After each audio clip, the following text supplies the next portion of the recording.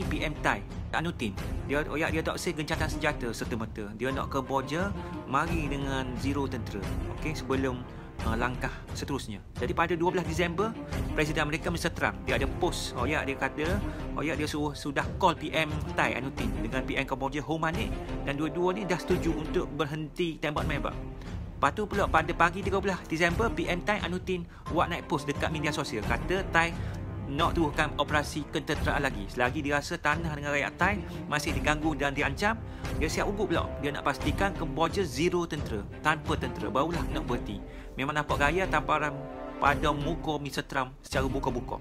Okey, Trump lepas tu dia dedah situasi medan perang, kata tentera Thai dah berjaya rampas balik laluan Gunung Angma dekat wilayah Ubon Ratchathani. Okey, itu kawasan pergunungan luah yang sebelum ni dikawal Kemboja, termasuk seorang lagi bukit iaitu Bukit Ne 77.